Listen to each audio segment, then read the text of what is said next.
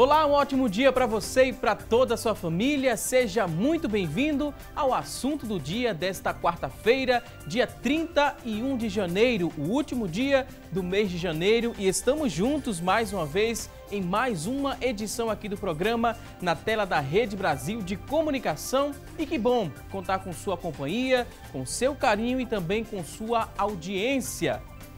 E olha só, hoje aqui no nosso programa vamos falar sobre o diabetes. E ainda vamos conferir juntos as vagas de emprego disponíveis para hoje.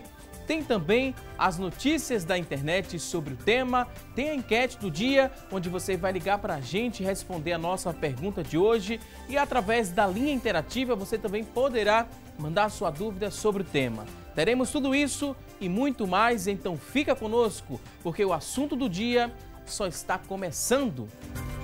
E a baixa quantidade de insulina produzida ou a dificuldade de ação deste hormônio provocam uma doença muito conhecida em todo o mundo, o diabetes.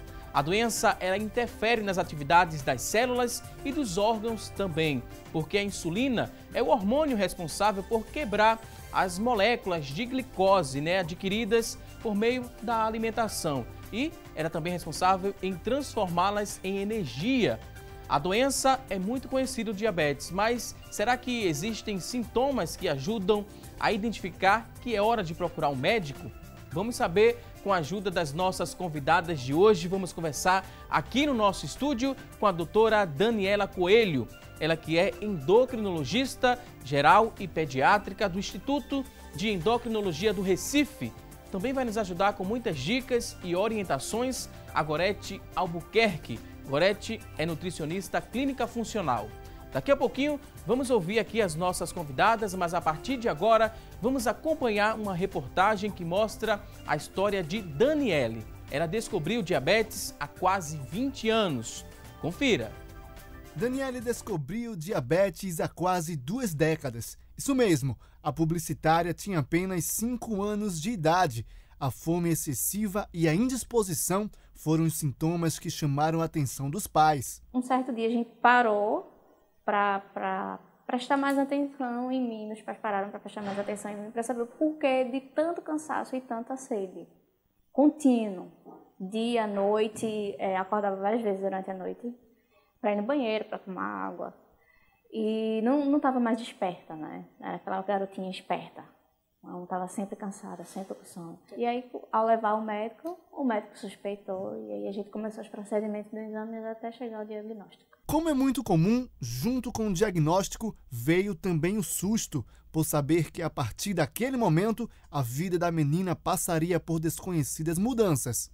Por ser muito pequena, foi um impacto meio sem entender ainda, né?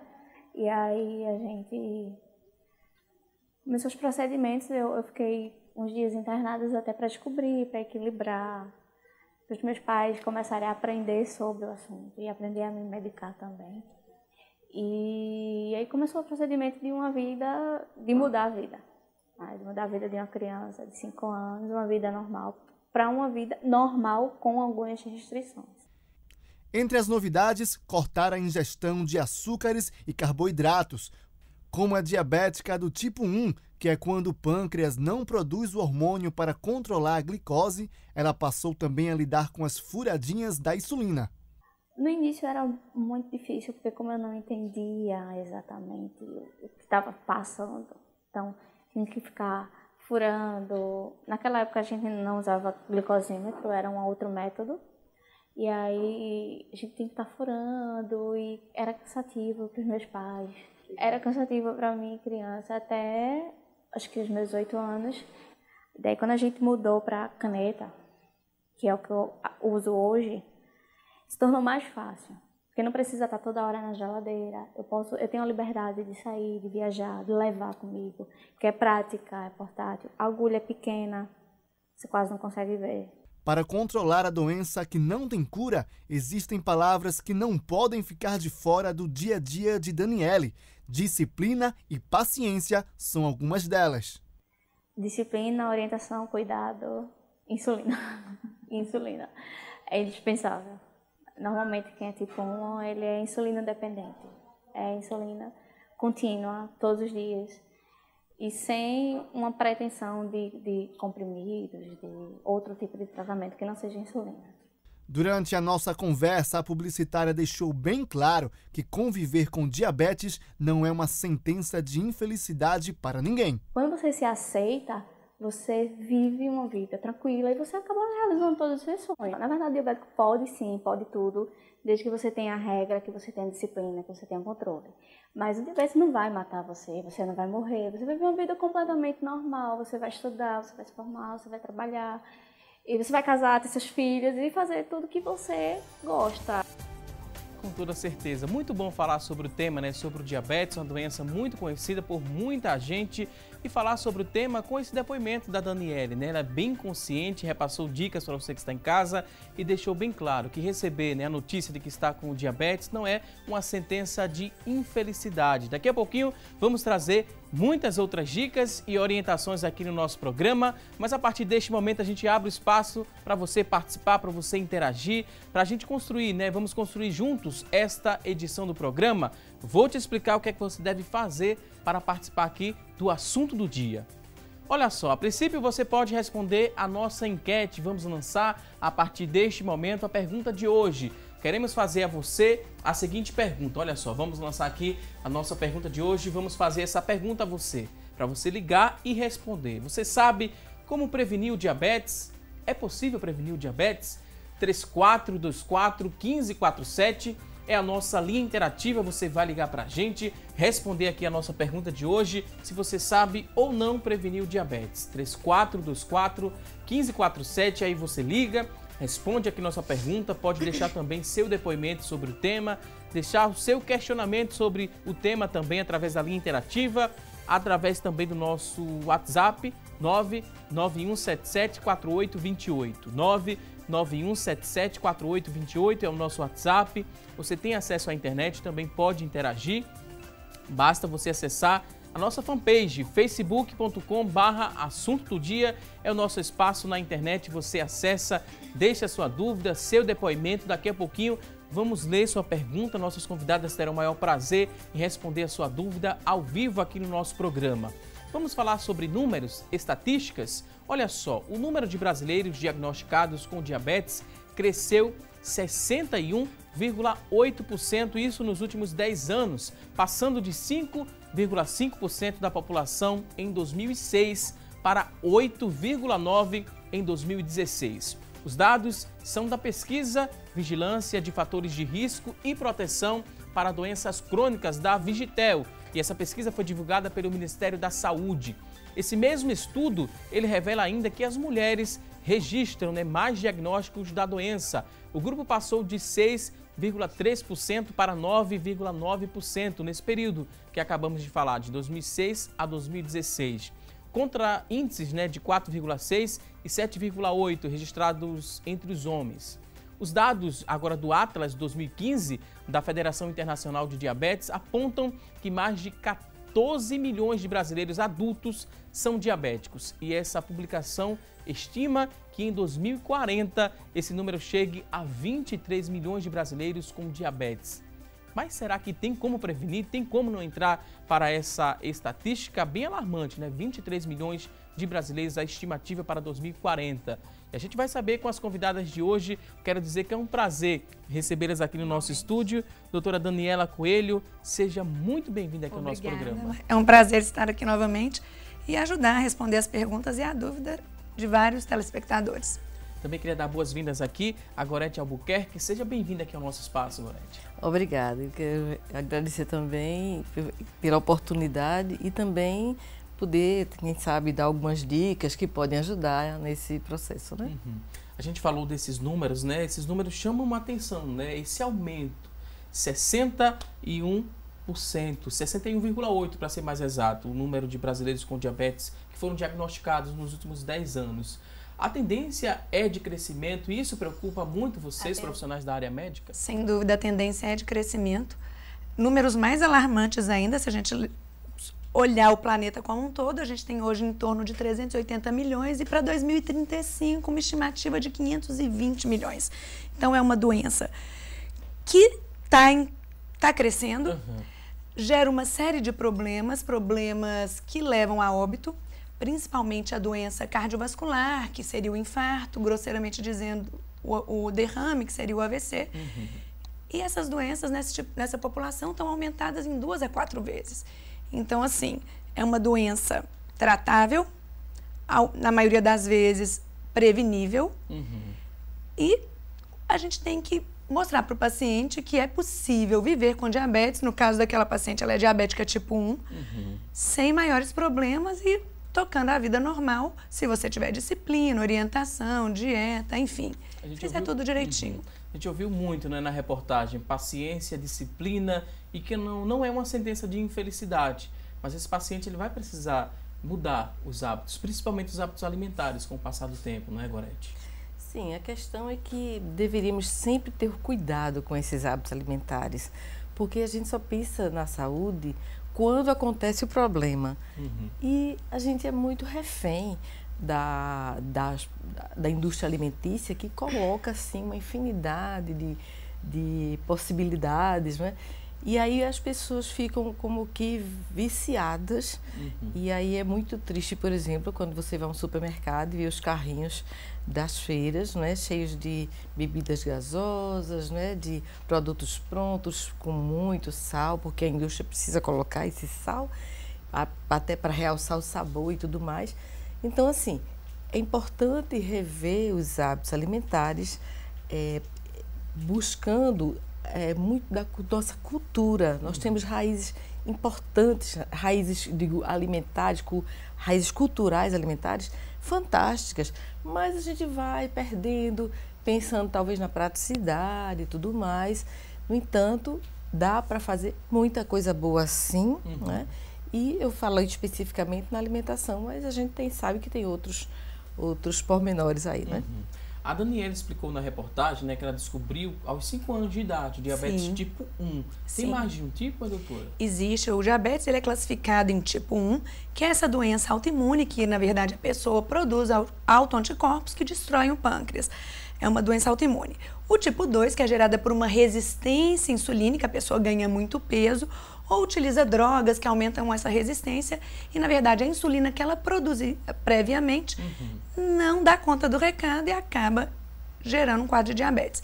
Existe diabetes por outras causas, que aí entra naqueles tipos genéticos, onde a gente inclui por algumas drogas, diabetes tipo MOD e o diabetes gestacional, que acontece especificamente na gestação e que isso leva a um aumento do risco dessa paciente ficar diabética no futuro. No caso do tipo 1, é um tipo que a gente se descobre, né, mais facilmente, mais rapidamente? No caso, com 5 anos ela conseguiu descobrir o diabetes. O diabético tipo 1, na verdade, ele não produz insulina. Ele tem um período que a gente considera de lua de mel, que ele ainda produz em torno de 10% daquela insulina que deveria estar sendo produzida.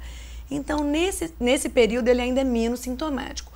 Mas a destruição das células betas, que são as células que produzem insulina, ocorre numa magnitude muito grande. Então, ele fica muito sintomático, porque ele não produz insulina. Então, ele tem o sintoma de vontade de fazer xixi, vontade de beber muita água, a fome é exacerbada, perde peso muito rápido, porque você aumenta a fome, mas você não é suficiente. Você elimina muita glicose pela urina. E, geralmente, esses sintomas, eles aparecem todos de uma vez só? Ou de início a doença é um pouco assintomática? É isso que tem um perigo, né? Um alerta a ser acendido. No caso do diabético tipo 1, como ele não produz a insulina, ou produz muito pouco, em torno de no máximo 10% ao diagnóstico, o sintoma é mais exacerbado. Então, isso tudo, em geral, começa de uma vez só. No caso do diabético tipo 2, que o problema é mais uma resistência à ação da insulina, os sintomas são mais lentos, geralmente no início pode dar uma vontade de fazer xixi, observa uma perda de peso que geralmente não é tão exacerbada e o diagnóstico é um pouquinho postergado. E no caso da alimentação, né?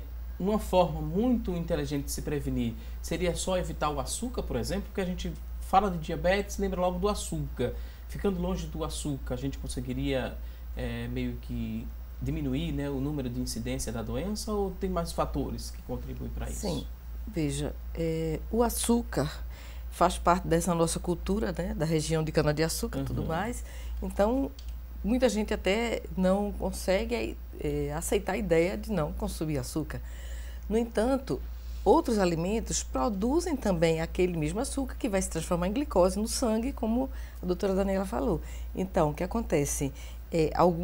Por isso que é importante a gente procurar carboidratos complexos, ou seja, aqueles que vão ter uma demora, digamos, maior nessa digestão e tal, para que não chegue tão rápido à corrente sanguínea, essa glicose final, tá certo? Então, a gente tem, por exemplo, as raízes, não é? Os tubérculos, como o inhame, a batata doce, o cará.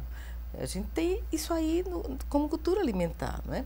O cuscuz, por exemplo, muita gente ainda fica, muitos profissionais ainda ficam, nossa, o cuscuz ele é muito calórico, ele também vai produzir rapidamente a glicose, mas a gente dieteticamente pode ajustar isso aí, de forma que a gente aproveita bem aquele hábito, não é? Sem prejudicar a saúde da pessoa. E quem ouve, né, ou tem diabetes, já ouvi muito falar, né, sobre hiperglicemia e hipoglicemia. Como é que a gente poderia explicar que termos são esses, né? Hiper primeiro. Hiperglicemia seria a glicose elevada no sangue, né? O diagnóstico de diabetes a gente faz quando tem essa glicose elevada, ou acima de 200 com sintoma, ou acima de 126 em 2 dosagens, ou após aquele testezinho que o pessoal não gosta de fazer no laboratório, que toma um líquidozinho doce, que é a glicose anidrodestrozol, acima de 200. Então, assim, são níveis acima desse patamar, a gente considera hiperglicemia. Abaixo de 70 seria uma hipoglicemia. A gente tem que evitar a hipoglicemia, porque tanto uma quanto outra são deletérias para aquele paciente. As duas são igualmente deletérias. Então, tem que evitar tanto o excesso quanto a falta e manter aquilo num patamar adequado. Existe um comportamento muito interessante, né? Quando está na hiper ali, né? Quando está com excesso, as pessoas costumam comer coisas salgadas, né? Para tentar baixar esse índice alto. É um comportamento correto de se fazer, e quando é o oposto, né? Quando está lá embaixo o nível, a pessoa tenta compensar com o açúcar, diz, agora eu posso liberar um pouco mais para poder chegar no limite. Bem, isso é muito comum. É perigoso isso, doutora? Sim, é perigoso, porque os dois são deletérios, né? Você leva a uma morte celular, no caso da hipoglicemia, no caso da hiperglicemia, você induz outros problemas. De toda forma, tanto um quanto o outro tem que ser evitados. No caso do diabético tipo 1, que faz utilização de insulina, ou naquele percentual de paciente diabético tipo 2, que a gente tem que entrar com insulina, a chance de uma hipoglicemia aumenta. Então, assim, a gente sempre orienta a andar com um lanchinho, algo saudável na bolsa, para que isso não aconteça, certo? E no caso de uma hipoglicemia iminente, de fato, naquele momento específico, a gente orienta tomar algo doce, tá? Pode ser um suco de laranja, não necessariamente um açúcar, mas tomar algo que seja mais doce, que vai elevar rapidamente essa glicemia. O fato de comer alimento salgado pode conter uma infinidade de calorias e carboidrato que cai no sangue e vira açúcar. Então, não necessariamente o alimento salgado ele vai tratar o diabetes. Pelo contrário, muitas vezes ele é rico em carboidrato simples, que cai no sangue e vira açúcar e vai estar prejudicando mais o quadro daquele paciente. A gente viu o exemplo da Daniele, né, que convive há mais de 20 anos com o diabetes. Ela teve muita instrução durante esse período, ela conviveu com várias situações a respeito da doença. Hoje ela é mais consciente, ela fala que não é, que quando recebeu, né, o diagnóstico da doença, que não é uma sentença de infelicidade. Pelo contrário, pode se controlar, e uma das coisas que ela conseguiu mudar e hoje vive bem, sorrindo, alimentação. Ela fala muito importante essa questão da mudança desse cardápio. Quando essa mudança é na infância, fica mais fácil, doutora? Sim. Fica mais tranquilo? Quanto mais fácil, quanto mais rápido, mais cedo você corrige aqueles hábitos ruins, aqueles hábitos errados que levam a desenvolver problemas de saúde, melhor. E aí não esperar a doença acontecer, não é? Não esperar, então, por exemplo, como às vezes eu tenho um paciente que aí a gente orienta, não, mas o irmão não tem a doença, sim, mas vai esperar que tenha, não é? Mas quando chegar a essa idade, eu digo de um modo geral, né? Não só em relação ao diabetes, mas é importantíssimo que toda a família adquira os bons hábitos, porque inclusive as crianças crescem vendo o que os pais estão fazendo, não é? Então, se os pais também estiverem com uma alimentação adequada, eles vão também contribuir para essa saúde e também para criar os filhos até a idade assim satisfatória, digamos, né? Porque muita gente, infelizmente, acaba se levando, assim, não leva muito isso em consideração. Não, porque todo mundo toma refrigerante. Não, porque todo mundo toma cervejinha, não tem problema nenhum. Não é bem assim, né? A coisa é muito séria, né? Então, a bebida alcoólica, por exemplo, aí vai um petisco, e aí vai uma fritura, vai uma gordura, vai... Então, são tantas coisas envolvidas, né? Isso eu falo assim, infelizmente tem pessoas que têm isso como rotina, como cotidiano. Outros não, só numa festa, tal. Mas e a alimentação de casa? E essa sim é o que mais conta, né? Então, vamos rever esses hábitos, não é? Então, passar a utilizar, como eu falei antes, as raízes, os tubérculos, os alimentos da terra, mas também lembrar que a gente tem nas frutas regionais, nas frutas da época, não é? Uma quantidade muito boa assim, de nutrientes, sobretudo vitaminas. A gente tem também nos legumes, nas hortaliças, quantidades muito boas de vitaminas, de minerais, que a gente não vai encontrar em outros alimentos. E muitas vezes falta o hábito, porque muita gente pode dizer, mas eu não gosto disso, nutrições só faz mandar a gente comer folha. Na verdade, não é bem assim, né? A gente procura orientar explicando o motivo de cada coisa, não é? É importantíssima a participação da pessoa. Então, se você não tem o hábito, eu digo que você não gosta, você não tem o hábito, você começa aos poucos, comendo uma quantidade pequena, tal. Daqui a pouco você desenvolve o seu paladar para aquele alimento. Então, não vai ser um sacrifício, né? Então, vai chegar um ponto que você vai achar sem graça um prato que não seja colorido, né? Então, porque o colorido já dá aquela sensação, aquela vontade de comer, né? De comer bem. E aí você, claro, já substitui uma quantidade maior de carboidratos desnecessariamente. Agora vamos a um rápido intervalo, daqui a pouquinho tem mais assunto do dia. Até já!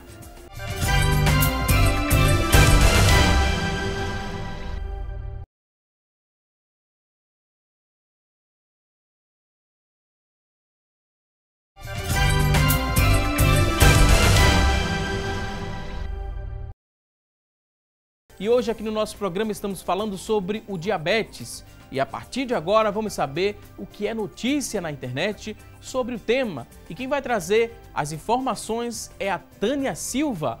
Olá, Tânia! Oi, Valdson, um ótimo dia para vocês que estão nos acompanhando. O destaque de hoje é do G1. Sobrepeso e obesidade são fatores que levam a diabetes tipo 2. São 14 milhões de brasileiros com diabetes e, além de muitos não saberem que possui a doença, existe outro perigo. Quando a diabetes está fora do controle, as consequências para a saúde são alarmantes. Você sabia que a diabetes descontrolada já causa mais mortes no Brasil do que o câncer? Pois é, de acordo com a endocrinologista Denise Franco, quando há o descontrole da doença, pode ocorrer cegueira, amputações, falência renal, entre outros problemas. O sobrepeso e a obesidade são um dos principais fatores que contribuem para o aparecimento de diabetes tipo 2. Outra informação é que o diabetes tipo 2 também pode aparecer em pessoas que são magras. É raro, mas pode acontecer em decorrência de disfunção das células do pâncreas. Agora a gente vai saber mais sobre esse assunto lá no estúdio. Voltamos com você, Valdson. Ok, Tânia Silva, muito obrigado por essas informações que levam a gente a refletir um pouco mais sobre a doença, porque é uma doença séria, que não tem cura, mas tem controle. Falamos do sobrepeso, né? Essa relação do diabetes com o sobrepeso. E por falar em sobrepeso, obesidade, a gente vê aqui na nossa mesa. Preparamos uma mesa para você que está em casa aprender um pouco mais sobre esses alimentos, que eu não sei nem se as nutricionistas e endocrinologistas gostam de falar que isso aqui são alimentos, né? Esses produtos industrializados, de fácil acesso para quem está em casa. Às vezes até o preço, né? Por conta da quantidade que é ofertada no mercado, o preço é um pouco mais baixo, a praticidade também é levada em consideração. E a gente vê que isso aqui é um exemplo a não ser seguido, né? Esses alimentos aqui que estão expostos. Por onde a gente começa? Qual o principal vilão aqui dessa mesa? Para o sobrepeso, para o diabetes tipo 2? Antes de tudo, não são alimentos, são produtos alimentares, como você falou, né? São, na verdade, produzidos a partir de alimentos. E aí, claro que para isso ele sofre modificações que a indústria utiliza. Então, por exemplo, a gente tem o leite. O leite é um alimento produzido pela vaca, certo? Mas ele aqui está desnatado. Então, já houve uma mudança, né? Então, o leite em si é um alimento muito bom, muito nutritivo. Mas existem também algumas situações que é importante a gente ver. Por exemplo, como ele não foi produzido para nós, muitas vezes ele causa muitos problemas, por exemplo, reações alérgicas, reações inflamatórias. Com o passar do tempo, a gente vai diminuindo a produção de lactase, que é a enzima que trabalha, digamos, esse açúcar, né, que é a lactose. Então, as pessoas, quando consomem, às vezes nem sempre percebem, mas se queixam, mas eu estou com mais gases, eu fico empachado, não sei o quê e tal. Principalmente quando o consumo é elevado. Exatamente, até porque as pessoas consomem de uma forma frequente, né? Porque café da manhã tem que ter um leitinho, depois tem o queijo, ou seja, não só o leite, mas também os derivados. E né? tem a ideia também que existe uma grande concentração de cálcio no leite. E às vezes tem outros alimentos que a concentração é muito maior e mais saudável, né, doutor? Sem dúvida nenhuma. Até porque o cálcio que está no leite, como eu disse antes, né, ele foi feito para outra espécie. Então, ele não tem o organismo não tem capacidade de absorver ele da forma adequada. Só consegue, no máximo, 40%. Então, isso aí também não é um problema, digamos. Não é? Porque, como você falou antes, tem vários outros alimentos que têm cálcio e a gente pode fazer essa... Inclusive, aquelas frutas, as frutas, os alimentos de folha verde. Isso. Então, as folhas são riquíssimas em cálcio e são pouco calóricas, não tem um teor elevado de carboidrato ruim, tem fibra que diminui a absorção de açúcar a nível intestinal, então são extremamente benéficas. Eu vi falar muito que o couve, né, entra no topo desse ranking, couve, né? espinafre, brócolis. Agora, para conscientizar a criança, né, que gosta e tem aquele hábito de tomar esse leite, a substituição desse leite é uma fácil substituição? A questão é o seguinte... muito jogo de cintura, né, para tentar introduzir esses alimentos que são ricos em cálcio. Na verdade, você não precisa substituir. Você pode associar, né? Você diminui a quantidade ingerida. Alguns alimentos aqui, a gente pode nem consumir. Mas no caso do leite, no caso do iogurte, são alimentos industrializados que têm um teor nutricional razoável e são importantes. Então, a gente reduz a quantidade, principalmente para quem tem intolerância. Né? Os pacientes que têm alergia à proteína do leite não são impedidos de utilizar alimentos desse tipo. Agora, suco industrializado. Eita, volta às aulas agora. Refrigerante. Biscoito recheado. São alimentos que não precisam entrar no cardápio. Agora, alguns pais têm a ideia, né? Não vou dar refrigerante para meu filho, não vou colocar na lancheira do filho, porque eu sei que pode ser prejudicial essa exposição de muito tempo, né, ao refrigerante, esse consumo exagerado. Aí vai e coloca um suco de caixa. Suco é mais saudável. Esse que a gente encontra em caixa, né? Ele é saudável? O que é que ele tem que torna ele não saudável? Ele tem bastante açúcar, ele tem sal, ele tem inclusive até gordura saturada. Olha, desculpe, gordura trans, né? Então, na verdade, e os conservantes, e os corantes. Justamente para manter naquela embalagem, né? Então, na verdade, não é saudável coisíssima nenhuma. A coisa mais saudável seria a água mesmo, tá? Então, mas existem outras formas de você oferecer para o seu filho. Por exemplo, você pode mandar um sanduíchezinho, não é? Você pode mandar uma banana. Banana é uma fruta maravilhosa, não é? Existe muito preconceito. E aí, por exemplo, por que não fatias de manga, de mamão? Então, ajudar a criança também a estimular. Eu me lembro quando meu filho era pequeno, que todo mundo queria o lanche dele, porque era diferente dos outros, não é? E não precisa ser assim. É importante que haja essa criatividade, não é? Claro que é muito prática você abrir um saquinho e colocar lá na lancheira da criança. Mas as consequências disso podem ser muito graves, não é? Então, muitas vezes a curto prazo. Um refrigerante, por exemplo, aí você tem, além das calorias vazias, porque não apenas produz calorias, não vai ter vitaminas, não vai ter minerais e até algumas marcas que estão associando vitaminas e minerais, que é um absurdo, não é? E aí ainda tem o gás, que é um gás que não é natural. Isso também vai provocar problemas na criança, né? O iogurte, como ela falou, o iogurte é uma opção. Agora, a gente lembrar que é uma coisa que encarece também, né? Será que é essencial? Não é. Né? Então, você oferecer uma vez ou outra criança, ótimo. Agora, tem que ter na feira, tem que ter na semana, tem que ter... Não tem que ter. Tem que ter comida de verdade, comida saudável. Comida, né? De panela, comida, né? Como de panela, isso aí. Agora, lembrando que esses alimentos, inclusive esse suco, esse refrigerante, esse biscoito, esse recheio, induzem alergia, né? Então, criança que, na verdade, é mais predisposta, o consumo alimentar pode piorar um processo alérgico ou até mesmo induzir. Então, assim, são coisas evitáveis. Para que eu vou expor meu filho aquele alimento com uma certa frequência? Eventualmente não teria problema, mas para que eu vou ficar expondo a criança a um estímulo desnecessário? Estou falando da criança porque ela é mais predisposta. O adulto nem se fala. Mas tem muitos adultos que, né? Se colocar essa mesa aqui na frente, mas a criança come justamente porque o adulto compra, o adulto coloca, como você falou, expõe, né? E aí, por exemplo, aí a gente vê o biscoito recheado.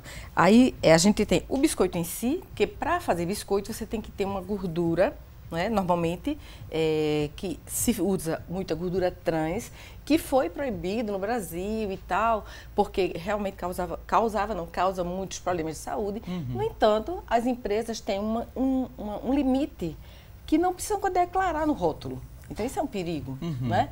Mas aí eles substituem por gordura de palma, que é também saturada. Sim. Não é? Então, aí você pode fazer um biscoito em casa. Aí, por exemplo, eu faço biscoito em casa, né? Mas aí, por exemplo, você pode usar manteiga.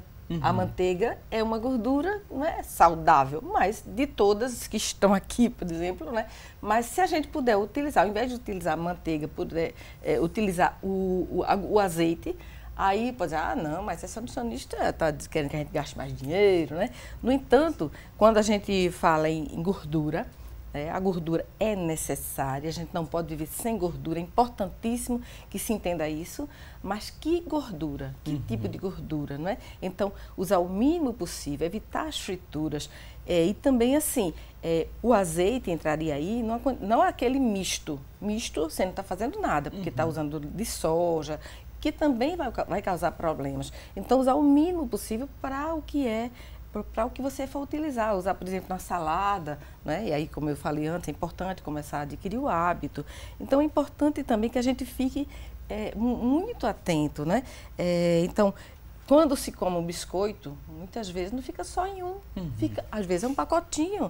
Sem falar que muitas vezes é assim, ó, na frente da TV, ou então olhando o celular. Então, você não se dá conta do que está fazendo. Que você consome. Nem sente, na verdade, o sabor, porque você ficou tão distraído naquela outra informação, né? E aí você vai comendo, e daqui a pouco a criança vai começando a aumentar peso, aí daqui a pouco vai. Aí começa também até a prejudicar o crescimento, né? Porque a criança já começa a comprometer até a qualidade do sono. E aí, se não tem, por exemplo, a qualidade de sono adequada, vai prejudicar o crescimento. Aí vai atrás do médico para curar hormônio para crescimento. Pelo amor de Deus, vamos corrigir o que está errado primeiro? Perfeito. Outra coisa, a gordura, ela é importante na alimentação. A gente tem que ter gordura. Inclusive, a bainha de mielina dos neurônios precisa de gordura, enfim, para uma série de situações. Agora, a gordura, como o Gorete falou, de boa qualidade. Uma gordura poliinsaturada. Onde é que a gente encontra? No azeite, no abacate, que são boas fontes de gordura. São fontes de gordura que aumentam o colesterol bom, que vão beneficiar, que vão nutrir. Não a gordura presente no recheio do biscoito. É bom investir um pouco mais de dinheiro, né, na alimentação do que depois de investir muito dinheiro para tratar uma doença que venha a surgir. Na verdade, não precisa investir muito. Quando as pessoas compram esses alimentos, esses produtos, estão gastando muito para não ter saúde. Uma outra gordura muito boa é a gema de ovo. Sem dúvida. O ovo é fantástico. É um alimento que eu recomendo realmente. E se a gema estiver mole, melhor ainda. Se a gente acostuma a criança desde cedo e a gente começa a se habituar também a comer né, o ovo dessa forma, você vai ter todos os benefícios dessas gorduras, tá? Inclusive, até beneficia o nosso cérebro, né? Então, ajuda bastante. A gente falou, né, e bem entendeu com as explicações que a exposição a longo prazo a esses alimentos, o consumo exagerado e a longo prazo desses alimentos pode levar à obesidade. E a obesidade tem uma relação direta com o diabetes. Sem dúvida. Aumentando, né, esse peso, o que acontece no corpo que aumenta também a probabilidade da pessoa desenvolver o diabetes? Como a gente falou, né? O sobrepeso, de uma forma geral, ele é um fator de risco para o diabetes. Então, se a gente ganha muita massa, eu ganho muito peso, aquela insulina que a gente produz não vai ser suficiente para levar a glicose para dentro de todas as células. Então, aquela insulina que era suficiente para mim não vai ser mais. Então, isso vai gerar uma deficiência de insulina, tanto na produção quanto na resistência, porque a insulina que você produz não consegue mais carregar a glicose para dentro da célula. E assim, isso aumenta risco. Não é só o sobrepeso que aumenta risco. A alimentação inadequada, que consequentemente vai gerar esse sobrepeso. Falta de atividade física, que é o sedentarismo, que as pessoas não sabem o tanto de doença que previne. Uma atividade diária, pelo menos 3 vezes por semana, em torno de 1 hora, ou diária de meia hora dia, porque senão a gente faria com muito mais frequência. O uso de algumas medicações que induzem a diabetes e o sobrepeso, corticoide é uma delas, o uso crônico de corticoide aumenta ganho de peso, aumenta a fome e, consequentemente, o risco de diabetes, dentre outras. E a gente lembra, né, que muitos pais têm a ideia, né, e a ideia eu acho que é errada, vocês vão afirmar agora pra gente que está acompanhando o programa, em relação à criança. Quanto mais a criança gordinha, os pais achavam que era sinônimo de saúde, né? Ouvi muito falar sobre isso. Ah, meu filho está muito magro, não quer comer, existia ali forçar essa criança a comer porque ela precisava ganhar peso para estar saudável. E não necessariamente essa ideia é certa, né, doutora? De jeito nenhum. Uma criança com sobrepeso, uma criança obesa, aumenta o risco dela ser uma obesa no futuro. A aterogênese, a deposição de gordura nas artérias, que vai gerar futuramente um infarto, um derrame, começa do momento que você nasce. Então, se você já tem um padrão ruim de alimentação desde pequeno, você imagina essa criatura com 40 anos. É uma pessoa propícia a um infarto, um derrame, uma doença mais séria, por conta de situações que são preveníveis. A alimentação saudável evita uma série de problemas no futuro. Então, assim, de pequeno é que se faz o hábito. Você é o que você come. Esse ditado é extremamente verdadeiro. Alguns pais ainda insistem, né, Gorete, de chegam no consultório, esse filho não tem apetite, querem uma suplementação, querem alguma vitamina. É muito comum vocês ouvirem isso no dia a dia. Na verdade, a gente busca, realmente faz uma anamnese bem completa e busca introduzir, digamos, dentro daqueles hábitos, aquilo que pode melhorar a condição. Por exemplo, um suco de frutas. Você pode melhorar incluindo uma couve-folha, tá? Você pode, não é um suco verde, é um suco de frutas que levou o acréscimo, ou seja, foi enriquecido pelos nutrientes que estão naquela folha. Mas você também pode utilizar a mesma folha de couve, que é mais popular, mas o brócolis também é fantástico, né? A gente pode utilizar no feijão, né? Pode utilizar, fazer um suco de açaí, cozinhar o arroz, colocar numa sopa também triturado. Então, a criança também vai se beneficiar, não só a criança, todas as pessoas vão se beneficiar, né, com essas medidas que são simples, né? E aí eu recomendo de preferência os alimentos orgânicos, que aí muita gente fica pensando, mas olha, é mais caro. Não, na verdade não é mais caro. Se você for comprar no supermercado, vai ser o preço equivalente, né? Só que você vai estar ali agregando mais saúde. Tá? Com certeza. Mais sabor, maior durabilidade e você vai estar ajudando aquela pessoa a não sair do campo para ir para a cidade. Tá certo? Ou seja, para não encher, digamos, né, as fileiras, né, de pessoas desempregadas e tudo mais.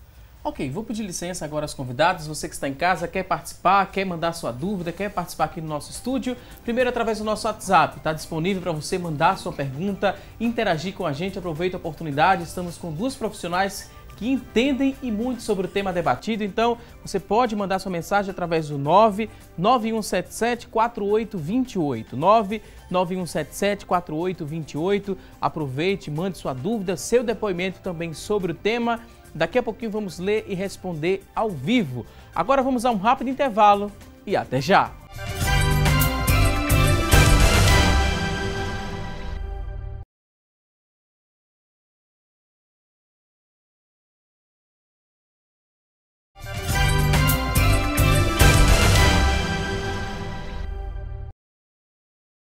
Já estamos de volta com mais assunto do dia aqui na tela da Rede Brasil de Comunicação. Hoje aqui no nosso programa estamos falando sobre o diabetes. Se você que está em casa tem dúvidas ainda sobre o tema, pode ligar para a gente, 3424-1547 é a nossa linha interativa. Está disponível para você ligar, deixar sua participação. Nosso WhatsApp também você pode mandar sua dúvida. Nosso número mudou, a gente lembra, né, que esse número é novo, é o 99177-4828. 99177-4828. Você pode mandar a sua pergunta. A gente vai começar a repassar algumas dessas dúvidas para as convidadas de hoje aqui do nosso programa. Temos várias participações. A primeira que a gente vai ler é do Alexandre, ele que é de Camaragibe. Ele fala que tem 41 anos e no último exame que ele fez, né, há 2 meses, a glicose ficou em 90. O médico disse que está ótimo, né, esse nível. Porém, ele disse que observa que quando era mais jovem, a glicose ficava em torno de 75. E a gente vai continuar aqui lendo a mensagem do Alexandre. A gente lembra que são mensagens de texto. Não adianta você ficar ligando aqui para o nosso WhatsApp. Tem que mandar mensagem de texto. Você escreve aí sua dúvida bem rapidinho e a gente lê ao vivo. Ele fala que quando mais jovem era 75. E esse aumento, né, ao longo dos anos, significa que ele está se tornando diabético? Na juventude era 75, hoje com 41 anos é 90. Significa que ele está caminhando para se tornar um diabético? O que a gente poderia responder para o Alexandre? Veja, Alexandre, na verdade, tua glicose de 90 é uma glicose considerada normal. Mas claro que quando você era mais novo, você tinha mais atividades, a alimentação devia ser um pouco melhor e a gente não tem o hábito de reduzir a quantidade que a gente come à medida que a gente envelhece. Esse é um problema. Além disso, quando a gente envelhece, a gente acaba ficando mais preguiçoso, fazendo menos atividade física. Isso tudo contribui para alterar as taxas. Antigamente, seus hábitos provavelmente eram diferentes, você tinha uma atividade física mais intensa. Então, à medida que essa glicemia vai aumentando, ela está normal, mas você tem que ficar de olho, porque se ela continuar aumentando nessa progressão, a tendência é que futuramente você pode desenvolver sim um diabetes. Então, movimentos. Saia do sofá, volte a fazer atividades, procure um horário aí que se adapta, né, à sua rotina. Não adianta, né, ficar só esperando a doença chegar. Tem que tomar uma atitude. Quanto antes, melhor. Próxima pergunta, outra participação. A telespectadora não se identificou, mas deixou aqui umas 3 perguntas. Vamos por ordem. A primeira, ela fala o seguinte: os sucos 100% da fruta, que contém ali enxofre e outros elementos preservantes, né, são saudáveis? Quando vê ali, né, 100% da fruta, mas contém enxofre e alguns elementos preservantes. Na verdade, o ideal é você consumir a fruta. A fruta em si, a fruta natural, da forma como a natureza oferece, né? Porque você aproveita não só todos os nutrientes, não é? As vitaminas, os minerais, mas as fibras. Quando você faz um suco, você vai ter, então, vai quebrar essa fibra, vai ter que seria um benefício para o seu organismo como um todo, sobretudo na absorção dos carboidratos, né? No trânsito intestinal. Então, o que acontece? Mas, de qualquer maneira, se você aprecia um suco, se você fala, digamos, de um suco produzido na indústria, né, é importante que fique atento, né? Porque você consumir isso esporadicamente não seria um problema, tá? Só que você se consome todos os dias, você vai ter realmente, né, não vai ter tanto benefício assim. Claro que existem algumas possibilidades, algumas indústrias que têm algumas tecnologias diferentes que possibilitam aquela absorção muito rápida dos nutrientes que estão ali presentes, né? Então, é algo assim muito particular, mas que tem trazido muitos benefícios. Outra pergunta da mesma telespectadora, ela fala o seguinte: nesse clima quente, né, o que eu posso levar na bolsa que me ajude a superar a hipoglicemia? Antes dessa pergunta, ela escreveu o seguinte, que ficou muito preocupada, né, quando ouviu falar sobre a hipoglicemia. Ela queria saber o seguinte: com relação aos efeitos negativos da hipoglicemia, quais danos a hipoglicemia podem causar à saúde? Veja, hipoglicemia em paciente não diabético e não usuário de insulina é incomum, porque a gente tem uma reserva de glicose no fígado, glicogênio.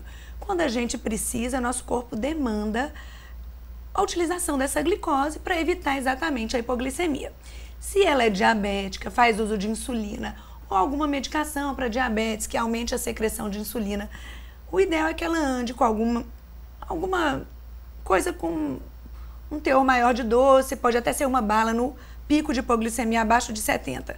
Pode até utilizar uma bala, um pedacinho de chocolate. Se tiver acesso a alimentos mais saudáveis, como um suco de laranja, que eu já falei antes, pode tomar um pouquinho, porque isso é uma glicose mais natural, que não vai ser tão deletéria para ela e vai ajudar na hipoglicemia da mesma forma, mas hipoglicemia em paciente não diabético, não usuário de insulina. E não é uma coisa habitual, é incomum. Existe também algo que se chama a hipoglicemia reativa. Não é?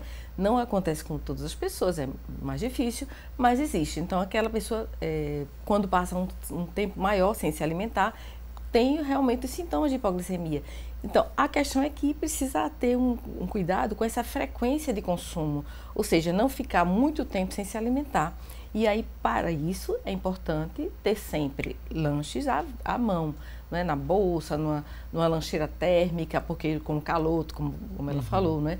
Então, ali você sempre colocar frutas da época, digamos, para ser mais prático, talvez uma barra de cereal, que aí a gente vai ver, claro, de preferência sem chocolate.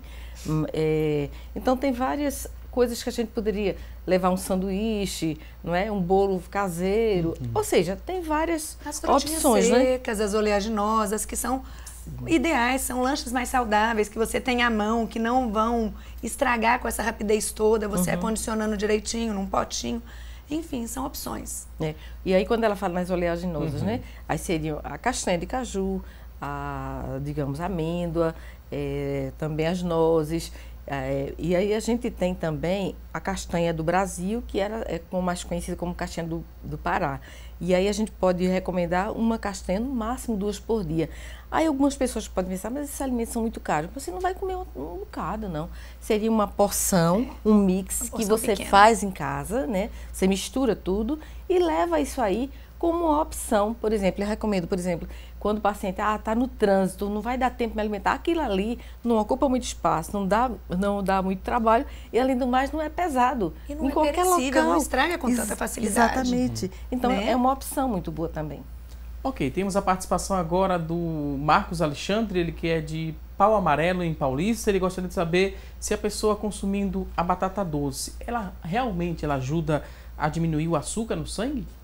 Olha, a batata doce tem carboidrato da mesma forma, mas aí a gente tem digamos, algo que se chama índice glicêmico e carga glicêmica. Então, nessa história aí, a batata doce é vantajosa, mas não quer dizer que a gente vai comer todos os dias e todos os horários. Tem gente que está comendo exageradamente, porque você precisaria também ter uma alimentação variada, porque os alimentos têm várias características, vários nutrientes diferentes, tá? Então, gerou essa moda de batata doce, porque tem que ter batata doce, né? Muita gente não queria saber de batata doce, ela se popularizou bastante, né? Mas não existe nenhum alimento que seja tão milagroso que vai resolver os problemas da sua vida. Tá? Ok, vamos seguir aqui com mais participações. Agora tem o Davidson, né? Que é de Dois Irmãos, Recife. Ele gostaria de saber o seguinte, ele fala que tem vontade de ser vegetariano, quer parar de comer carne, mas quer saber se ele parar de comer carne, isso pode fazer algum mal à saúde? A carne vermelha. Né? A carne vermelha, ela tem vários benefícios, mas também ela tem muitos malefícios. Qual é o problema quando a pessoa se torna vegetariano?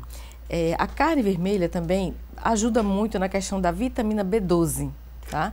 Então, para isso a gente tem também no estômago o que a gente chama de fator intrínseco, que depende disso para ser absorvido, ou seja, então quando a pessoa resolve não consumir carne, o prejuízo está aí na questão da vitamina B12. E por isso que quando se faz essa opção, precisa haver um monitoramento dessa vitamina. Precisa sempre estar dosando em laboratório, porque senão precisa haver uma intervenção em termos de suplementação. E que a gente faz isso sem maiores problemas, não é? E aí, por exemplo, se a pessoa fez uma cirurgia que já tem essa dificuldade, por exemplo, quem já fez cirurgia para redução de estômago, que é chamada cirurgia bariátrica, então já perde essa capacidade. O idoso, que também vai diminuindo essa capacidade de absorção, a gente também lança mão de alguns recursos para que essa absorção seja feita de forma adequada. Ok, tem a participação agora da Wanda, ela que é de Peixinhos, em Olinda. Ela fala o seguinte: meu filho, ele é adolescente e está perdendo muito peso. Ela disse que ele está também se alimentando pouco e se alimentando mal. Ele fala que tem várias histórias de diabetes na família. Devo investigar? Veja, perder peso na época da adolescência não necessariamente é um problema de saúde, porque eles têm aquele estirão e aí acaba redistribuindo a gordura corporal. O que ela tem que observar não é só a perda de peso. Ele está com muita vontade de fazer xixi, aumentou muito o apetite. Na verdade, são coisas que a gente tem que levar em consideração. O diagnóstico de diabetes não é só pela perda de peso. A perda de peso é um dos sintomas. Mas dá muita vontade de fazer xixi, muita vontade de beber líquido, dá muita fome. Então não é isoladamente a perda de peso, porque se ele estiver no estirão, realmente, de fato, ele vai perder peso, porque vai haver uma redistribuição da gordura corporal e ele vai diminuir o índice de massa corpórea. E, na verdade, dá uma impressão, né, de perda de peso, porque, como você falou, está no estirão, então o cabra está crescendo, né? Isso. Então, isso está sendo distribuído. Agora, o que chama atenção é que ela falou que ele não está com um apetite adequado, né? Talvez ele esteja se alimentando de forma inadequada, não é? E aí tem que ver o porquê. A alimentação inadequada também gera o quê? Uma oferta menor de nutrientes. E isso também pode gerar uma inapetência. Em relação ao diagnóstico, né? Quem é que fecha esse diagnóstico do diabetes? É o clínico? É o endocrinologista? Geralmente, eles fazem a primeira consulta no clínico por não saber do que se trata, né? E são encaminhados geralmente para o consultório. E a gente lá confirma ou não o diagnóstico e faz as modificações e, de fato, acaba encaminhando para nutricionista para fazer um acompanhamento paralelo e em conjunto. Tem a participação agora da Edilma. Ela disse que a mãe dela tem 80 anos de vida e ela é diabética, mas ela queria algumas dicas, assim, o tipo de alimento que ela deveria comer e qual bebida ela poderia estar utilizando no dia a dia. A gente pode repassar essas dicas? Uma senhora de 80 anos. Eu sempre digo que o paciente diabético não deveria largar o nutricionista, porque é importantíssimo a alimentação adequada. Não é que você vai ter que estar todo mês lá no consultório, não. Mas você precisa ter um acompanhamento, uma sistemática, né? Se ela não tem isso aí, é importante que procure, tá? Porque não é assim, simplesmente como é isso, como aquilo. Não, é a vida da pessoa. É o dia a dia. É importante que vá ao nutricionista, o que hoje em dia a gente tem muitas opções, tem várias possibilidades, tem nos postos de saúde, em vários locais. Todas as prefeituras oferecem esse serviço, né? Então, eu digo que é importantíssimo ter esse cuidado. Temos outra participação, Vanessa de Casa Amarela. Ela fala que a mãe dela usa a metformina, né? Acho que é esse o nome da medicação. E nela provoca diarreia. É normal isso? É. A metformina é um remédio que a gente usa para tratamento de diabetes. Em algumas outras condições a gente também utiliza. Mas, enfim, ela é para o tratamento do diabetes e um dos efeitos colaterais é, de fato, a diarreia. A gente tem a metformina de liberação lenta. Essa medicação de liberação lenta minimiza os efeitos gastrointestinais, que o principal mesmo é a diarreia, os gases. E se ela não estiver tolerando, ela teria que conversar com o médico dela para fazer uma substituição da medicação. Mas, de toda forma, eu não sei qual a metformina que ela usa, mas converse com o médico para fazer a modificação para a forma de liberação lenta. Que isso já dá uma boa amenizada nos sintomas gastrointestinais. Ok, temos outra participação. Ezequias, ele que é de Carpina, ele fala que é hipoglicêmico. E isso é frequente. Ele fala que a glicose chegou a 59 e mais assim, no final do dia ele se sente um pouco exausto, sente muita fadiga, fica suando frio, fica se sentindo desfalecido. E nem tudo que contém ali uma boa carga glicêmica resolve o problema dele. O que é que ele deve fazer? Ele tem 34 anos, 1,74 m e pesa 74 quilos. Veja, é o que a gente já conversou. Não é o habitual ter hipoglicemia, ainda mais em pacientes jovens, sem nenhum motivo aparente. Existem doenças mais raras, tipo um insulinoma, algumas outras patologias que podem gerar hipoglicemia, mas são patologias muito mais raras. Então, assim, o hábito de ficar sem comer pode gerar, de fato, uma hipoglicemia reativa, quando você fica muitas horas sem comer. Por isso que a gente orienta a alimentação de 3 em 3 horas, aquela alimentação mais regular. E tem que ser investigado, porque não é o habitual você ficar tendo hipoglicemia. Temos aqui a participação lá do bairro é a Ana, né? Ana Cipriano, ela que é do bairro de Água Fria. Ela diz que tem 58 anos de idade, hoje faz, né, 6 dias que ela teve alta do Procap. Ela diz que é diabética e teve um infarto, né? Está muito preocupada, principalmente com a alimentação. Ela tem essa dificuldade, fez um cateterismo, graças a Deus está tudo bem, não precisou fazer ponto safena, está em casa e tem, né, essa dificuldade de alimentação. Algumas dicas gerais a gente poderia repassar para a nossa telespectadora, Ana Cipriano? Primeiro, reforço aquela ideia inicial de procurar um nutricionista. Carpina com certeza tem, inclusive até algumas que foram estagiárias minhas. Não, essa é de Água Fria. Água Fria, né? Essa agora então, é Água Recife Fria. é que tem a opção mesmo, não há problema nenhum.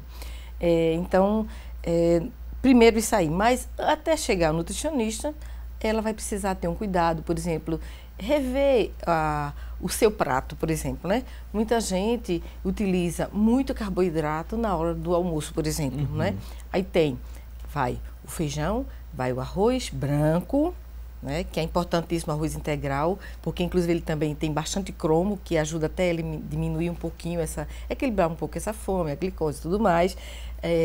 Aí coloca também, então, feijão, arroz branco, macarrão e farinha. Ou seja, 4 tipos de carboidrato, e isso é comum. Né?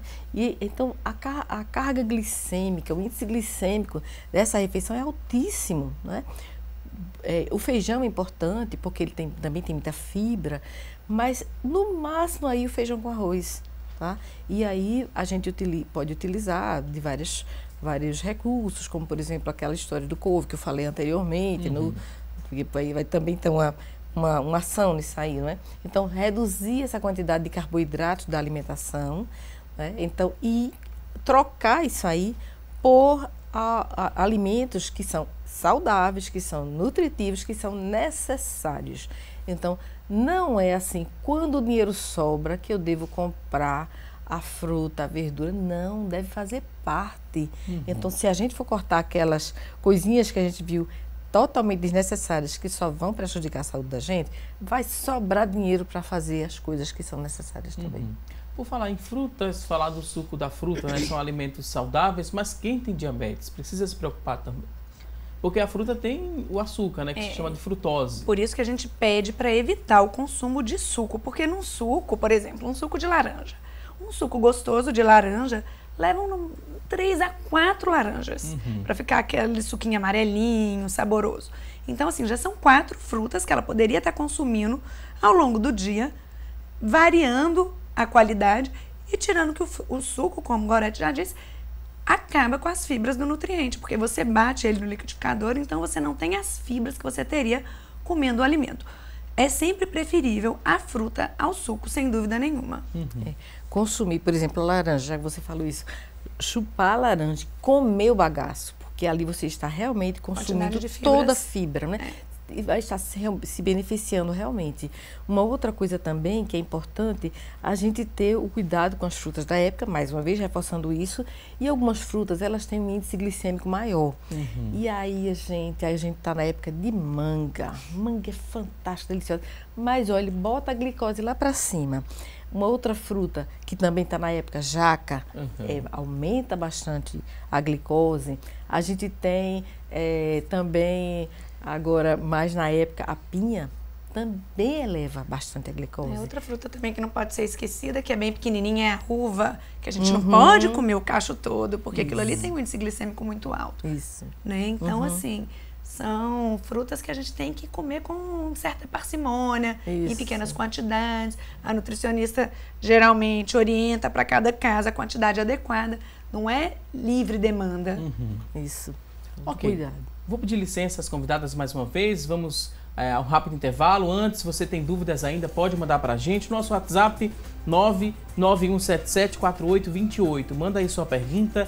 Daqui a pouquinho vamos ler e responder ao vivo. Vamos a uma rápida pausa e até já.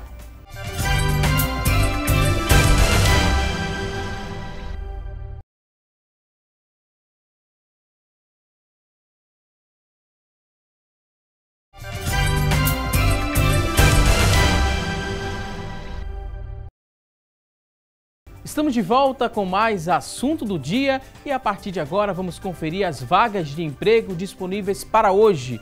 Muita atenção e boa sorte! Vamos conferir a partir deste momento as vagas disponíveis para hoje. Você que está em casa em busca de uma recolocação no mercado de trabalho, preste atenção às dicas. Olha só, 10 vagas para analista de controle de qualidade, são 10 oportunidades para você preencher uma dessas vagas. A exigência é que você tenha ensino médio completo, 6 meses de experiência, R$ 1.100 é o salário. São 10 vagas para analista de controle de qualidade. Agora tem 25 vagas para auxiliar de logística, 25 vagas, ensino médio completo, 6 meses de experiência, R$ 954 é o salário, 25 vagas para auxiliar de logística. Vamos conferir mais vagas, agora tem 20 vagas para inspetor de equipamentos, 20 vagas, ensino médio completo, experiência de 6 meses, R$ 957 é o salário, 20 vagas para inspetor de equipamentos. E você que está em casa se interessou por uma dessas vagas? Elas são do Sistema Público de Emprego, Trabalho e Renda. Ele fica localizado na Avenida Rio Branco, no número 155. Avenida Rio Branco, número 155. E o telefone para contato, tome nota, 3355-2900, 3355-2900. A você que está em casa em busca dessa recolocação no mercado de trabalho, mais uma vez, desejo a você boa sorte. E agora a gente segue aqui com o nosso programa para responder as dúvidas. Chegaram várias perguntas através da linha interativa. Você que ligou, mandou sua dúvida, preste atenção que vamos responder a partir de agora. Vamos ver de quem é a primeira pergunta. Maria de Lourdes do Cordeiro tem 44 anos. Ela diz o seguinte: tem um histórico de diabetes na família e há um mês tomo um remédio para tratar um refluxo. Posso ter diabetes por conta desse medicamento? Maria de Lourdes do Cordeiro, 44 anos. Veja bem, Maria de Lourdes, na verdade, não sei que medicação você toma para o refluxo, obviamente, mas em geral as medicações que a gente utiliza para tratamento de refluxo não induzem diabetes. Existem medicações sim que induzem diabetes, principalmente quando tomadas por um período além do necessário, mas em geral as medicações do refluxo não. Ok, vamos ver de quem é a próxima pergunta. Temos outra participação, Maria das Neves do Cordeiro. Ela perguntou o seguinte: é verdade que a tapioca com chia e a linhaça baixa o índice glicêmico? E a segunda pergunta é se a massa da tapioca tem muito açúcar. Sim, a primeira e a segunda, eu responderia sim. E aí a gente pode utilizar isso, inclusive eu recomendo para as pessoas, para os pacientes que eu atendo. E a gente pode colocar na massa, mas fica meio estranho, porque fica parecendo um bocado de formiguinha. Mas a gente pode colocar no recheio, junto com o recheio que você já utiliza. Então, é uma forma da gente minimizar esse índice glicêmico da massa de tapioca, da goma de tapioca, no caso. Porque, respondendo já a segunda, tem muito açúcar. Próxima pergunta, vamos ver de quem é a próxima dúvida. É Divane Moura, de Caxangá, no bairro da Caxangá, 53 anos, quer saber o seguinte: o diabético pode consumir abacate e quantas vezes por dia? O abacate, como já foi dito antes por doutora Daniela, é uma alimentação, é um alimento muito rico, uma gordura muito benéfica e pode ser consumido sim. Agora a gente tem que lembrar que ele também é muito calórico. E ele pode fazer parte, por exemplo, depende de como você utiliza. O abacate fica muito bom fazendo parte de uma salada, por exemplo. Mas se você vai consumir aquele abacate com açúcar, uma vitamina, então já muda totalmente, tá? Então o abacate em si é maravilhoso, mas cuidado nas associações que faz com ele. Próxima pergunta, temos outra participação através da linha interativa. Luiz Henrique do Derby tem 24 anos, ele quer saber se é verdade que se colocarmos o quiabo na água durante 24 horas, ele libera substâncias que, se ingerirmos, baixa a glicose? É mito ou verdade? A pergunta do Luiz Henrique. Olha, eu diria que é muito mais vantagem ele comer o quiabo, porque ele vai estar aproveitando tudo que aquele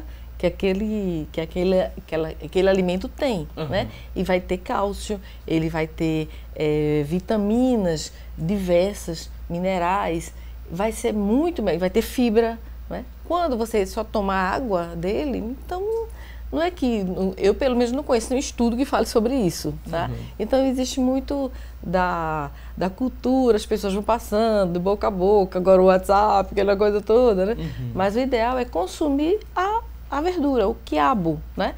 De várias formas, pode colocar no feijão, pode colocar no cozido, pode colocar na carne, tem várias formas de utilização, né? Ok, vamos ver de quem é a próxima pergunta, a próxima dúvida. A dúvida agora é do Pedro Lara, de Mangueira, tem 77 anos. Ele quer saber o seguinte: o que é mais importante no tratamento da diabetes? Saber o índice glicêmico ou a glicose no sangue? Veja. Poderia responder para o Pedro. O índice glicêmico, na verdade, influencia na velocidade com que aquele alimento vai elevar a sua glicose. Então, de fato, pacientes diabéticos que puderem consumir alimentos, carboidratos com menor índice glicêmico estão tendo vantagem. No caso da tapioca, que é um alimento que tem muito açúcar, o índice glicêmico não é baixo, porém, quando você acrescenta alguma fibra, uma linhaça, uma aveia, uma chia, você melhora a qualidade nutricional daquele alimento. Esse raciocínio serve exatamente para responder essa pergunta, porque o índice glicêmico é importante e ele define a velocidade com que o alimento vai elevar aquele açúcar produzido no sangue. Ok, vamos ver de quem é a próxima pergunta. Temos outra participação, Maria do Carmo de Moreno, 66 anos. Ela quer saber se é melhor consumir óleo de girassol ou azeite de oliva. Eu diria que o azeite de oliva. A questão é que, reforçando, que o azeite precisa ser só de oliva, não pode ser azeite misto. Então, mas é importante também ressaltar que não deve ser incentivado o uso de frituras. Utilizar aquele azeite para compor aquela preparação, não é? Se, digamos, vai refogar, colocar o mínimo possível, mas também utilizar sem o fogo, como, por exemplo, uma salada. E aí sim você tem um benefício muito melhor, tá? Porque se o azeite for colocado ali na panela, né, para ter um esquento, ele vai se tornar um óleo, né? Ele vai saturar, né? Ele é uma gordura poliinsaturada, uma gordura de excelente qualidade. Quando você coloca ele no forno, quando você frita, ele se torna uma gordura de qualidade ruim, ele satura. Então não vai ter o benefício do consumo dele in natura. Ótimas explicações. Vamos ver agora de quem é a última pergunta, a última dúvida através da linha interativa. Eduardo Bernardo de Camaragibe tem 54 anos. Ele quer saber se é possível fazer transplante de pâncreas e seria cura para o diabetes? Veja, na verdade, o transplante de pâncreas já foi testado, está em estudo e a gente hoje em dia tem o pâncreas artificial, que seria, na verdade, uma possibilidade de controle melhor da doença. A cura, na verdade, o transplante de pâncreas não tem tão bons resultados quanto o pâncreas artificial. O pâncreas artificial hoje em dia são possibilidades que a gente tem em estudo, que ainda não está liberado, mas de toda forma são só nos estudos mesmo, que seria uma possibilidade, um melhor controle da doença. Ok, temos mais participações, mais perguntas aqui. Uma dúvida interessante. A pessoa não se identificou, mas quer saber o seguinte: tem alguns alimentos que a gente poderia classificar como proibidos para quem tem diabetes? Tem uma listinha assim, deve ser nunca consumido, alimentos proibidos para quem é diabético. Será que tem, Gorete? Um diabetes em controle, ele pode consumir de tudo, desde que esteja dentro do plano alimentar dele. Porque quando a gente orienta o paciente, a gente dá as opções. Você pode consumir isso, ou isso, aquilo outro, né? Então você pode consumir de tudo, só que fazendo parte daquele quadro, entende? Então, assim, é muito perigoso a pessoa extrapolar isso para... Não, já que ela disse isso, então eu posso comer de tudo. Não é assim. É até muito arriscado, tá? Então, como eu disse mais uma vez, é importante colar no nutricionista. Tá sempre buscando as informações, as orientações da sua alimentação. Porque você pode incorporar um alimento ou outro, tal. Claro, como a gente já disse antes, o açúcar, por exemplo, ele vai ter um índice glicêmico altíssimo, não é? Mas o pão branco, por exemplo, ele é colocado como, digamos, padrão, né, para dosar o índice glicêmico. Então, ele teria 100%, digamos, né?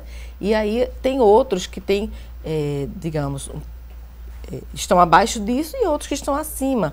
Aí a gente vai ter que ter muito cuidado. E as raízes, os tubérculos, por exemplo, ficam abaixo, tá? A gente vai ter que ter muito cuidado, sobretudo com os produtos que são feitos com trigo, que tem bastante glúten, que é uma proteína que causa muitas reações inflamatórias.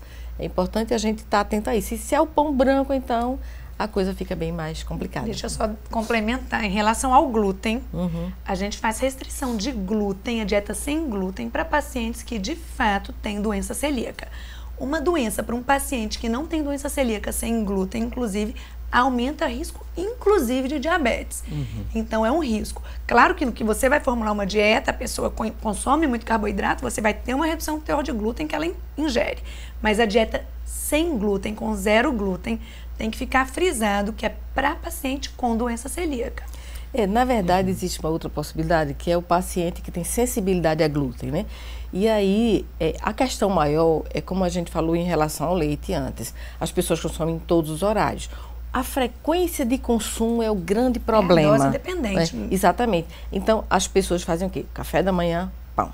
Aí o lanche, biscoito, pão ou bolacha. Aí no almoço, aí tem o macarrão. Aí à noite, aí tem, claro, o pão. Ou seja, a frequência é muito grande de consumo. Então, isso torna a pessoa muito mais vulnerável, tá? Então, o ideal realmente, como eu já falei antes, uma alimentação variada, né? E aí, nas pessoas que têm a sensibilidade ao glúten, que, na verdade, não são celíacas, eu, particularmente, tenho sensibilidade ao glúten. Então, eu não consumo, então, por opção, eu vejo que realmente preciso, né? Então, tem várias outras possibilidades. Então, o que acontece? Ter o cuidado nessa frequência de consumo para não desenvolver outros problemas, né? A gente falou do diabetes tipo 1, tipo 2, explicamos, né, para os telespectadores, mas tem algumas perguntas, e são várias, falando sobre o pré-diabetes. Existe mesmo pré-diabetes? Existe. Precisa ter uma atenção ainda maior? O que é que seria isso, né, pré-diabetes? O pré-diabetes é exatamente o que o nome diz. Um período antes de você se tornar diabético, no qual eu ainda consigo reverter. Isso a gente está falando para o diabético tipo 2. Na verdade, o tipo 1 é uma outra etiologia, a etiologia autoimune não entra nessa categoria. Mas, de toda forma, o paciente diabético tipo 2, ele, antes de se tornar diabético, ele tem um período que você observa, ou um período de glicemia de jejum alterada, ou um período de intolerância. E nesse período ainda a gente não tem lesão para gerar o diabetes. Então, está numa fase que eu consigo reverter essa situação. O pré-diabetes seria aquele paciente que tem uma glicemia de jejum alterada, entre 100 e 126, ou aquele que tem um teste com aquele líquidozinho que a gente toma no laboratório, entre 140 e 200, ou seja, um intolerante. Nesse período, a gente fazendo um acompanhamento dietético, um plano alimentar adequado, atividade física regular, de 3 a 5 vezes por semana, a gente consegue evitar a progressão do problema e, às vezes, até reverter o problema. Então, existe. Tem a participação através da linha interativa, a Janda Gomes. Ela é diabética, mora em Jaboatão e queria saber o seguinte, tem 67 anos e queria saber qual tipo de pão, né, ela poderia consumir e qual tipo de queijo seria melhor para ela consumir. E se tem um limite, né, para consumir batata doce? Como eu disse antes, é importante a gente ter uma alimentação variada. O pão branco, realmente, a gente não indica de maneira alguma. O pão integral é uma possibilidade, sim. A questão é que, qual a frequência de consumo disso? Você precisa realmente consumir pão todos os dias? Não precisa, né? Então, tem uma variedade enorme de alimentos que a gente pode lançar mão no café da manhã, no jantar, no almoço, né? Então, precisa também usar dessa criatividade, usar dessa nossa cultura alimentar fantástica, que é tão variada, né? E aí, se alimentar melhor e ter uma melhor saúde, tá? Procurando equilibrar tudo. O queijo, ela pode meio Sim, em relação ao queijo, primeiro, não fritar o queijo, não é? Se ela vai consumir um queijo coalho, ter cuidado para não comprar muito salgado. Só lembrar, assim, que o queijo coalho, quanto mais furinho, mais contaminação tem, né? Então, a gente tem que ter cuidado com isso. O ideal realmente é aquele queijo que foi pasteurizado e não fritar. Né? Então, pode ser um queijo coalho, pode ser, por exemplo, uma ricota. Aí há quem diga, mas a ricota é muito sem graça. Depende. Depende da ricota, pode temperar a ricota, né? Você pode usar uma salsinha, uma cebolinha. O azeite na ricota fica uma delícia. O azeite com orégano é fantástico. Assim. Então a gente pode utilizar desse recurso tranquilamente, sem problema. Ok, vou pedir licença mais uma vez às convidadas. A gente fez aqui uma pergunta no começo do programa, a nossa enquete. A gente vai conferir agora o resultado. A pergunta de hoje foi a seguinte: você sabe como prevenir o diabetes? 32% das pessoas que ligaram, dos telespectadores que ligaram e participaram, disseram que sim, que sabem como prevenir. 68% falaram que não ou que ainda não, porque foi bem explicado no decorrer do nosso programa. Se a gente refazer essa pergunta, com certeza esse percentual vai mudar, porque a gente explicou tudo direitinho aqui no nosso programa com a ajuda das convidadas. Estamos agora na reta final. É o momento de agradecer aqui por tanta ajuda, tanto conhecimento compartilhado. Muito obrigado, doutora Daniela Coelho, endocrinologista geral e pediátrica do Instituto de Endocrinologia do Recife. Doutora, muito obrigado. Considerações finais agora, pode ficar à vontade. Obrigada, digo eu, pelo convite. É sempre um prazer estar aqui e poder contribuir com os diversos telespectadores para a gente elucidar as dúvidas, orientar as melhores escolhas, né, e contribuir para uma vida mais saudável. Mais uma vez, muito obrigado, doutora. Também queria agradecer a Gorete Albuquerque. Gorete é nutricionista clínica funcional, é sanitarista também, especialista em administração de saúde, né, de serviço de saúde. A gente agradece muito, Gorete. Fique à vontade agora para as considerações finais. Eu também agradeço pela oportunidade de poder realmente dar essa contribuição, essa pequena contribuição, né? Porque é o nosso papel, né? Desse serviço às pessoas que precisam. Mais uma vez, obrigado. Voltem mais vezes aqui ao nosso programa. Você que está em casa, obrigado pelo seu carinho, por sua audiência. E não se esqueça que teremos um novo encontro amanhã, ao vivo, a partir das 9h30 da manhã, aqui na tela da Rede Brasil de Comunicação. A você e a toda a sua família, um forte abraço e até amanhã, se Deus quiser. Até lá!